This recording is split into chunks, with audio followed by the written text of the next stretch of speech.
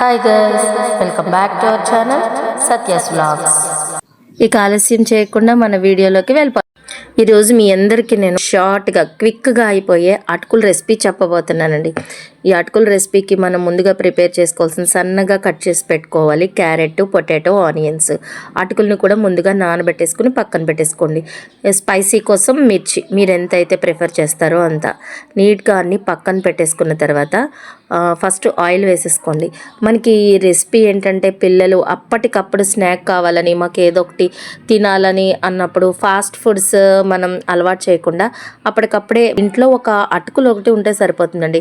Carrot అంటారా, maximum అందరం ఇళ్లలోని ఉండనే ఉంటాయి కదా. పొటాటో అన్నది ఏంటంటే ఆప్షనల్ అనమాట, వేసుకుంటే ఇంకా టేస్ట్ యాడ్ అవుతుంది.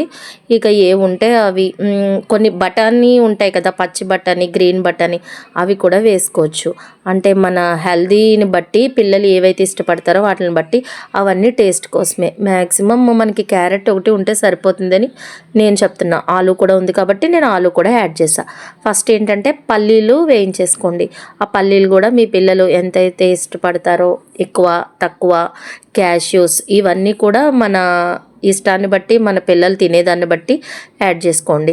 యాజ్ యూజువల్ మన పోపు దినుసులు ఉంటాయి కదా, ఆవాలు, జీలకర్ర వేసేసుకోండి. మనకి ఈ పల్లీలు వేగిన వెంటనే అందులోనే బాణీని కూడా మార్చవసరం లేదు, అందులోనే ఆవాలు, జీలకర్ర వేసేసుకున్న తర్వాత ఆనియన్స్, మిర్చి కూడా వేసేయండి.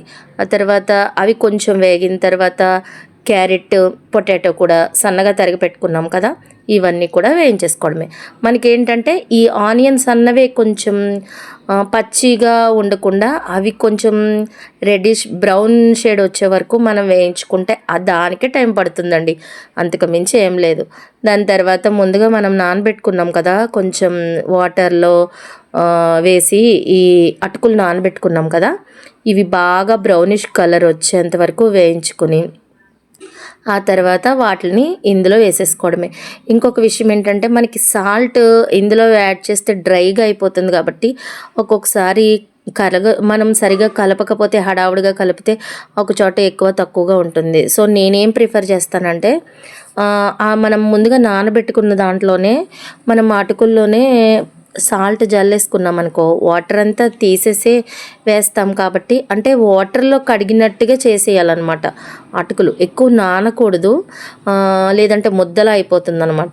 వాటర్ తీసేసి ఆ తడితో ఉన్నప్పుడే మనం సాల్ట్ వేసేసుకున్నాం అనుకోండి, ఇప్పుడు వాటిని వెంటనే ఈ పోపుల్లో యాడ్ చేసేసుకోవడమే. అటుకులు చూసారా, చూడ్డానికే నోరు ఊరిపోతుంది కదండి. అంతే, పైన మనకి ఇష్టమైన కొత్తిమీర వేసుకొని మంచిగా కలిపేసుకొని నీట్గా రెడీ చేసేసుకోవడమే. అంతే, ఎంత ఈజీగా రెడీ అయిపోయిందో చూసారు కదా. దీన్ని మనం మహారాష్ట్ర స్టైల్లో పోహా అంటారండి, అక్కడ పెచ్చ ఫేమస్ అనుకో.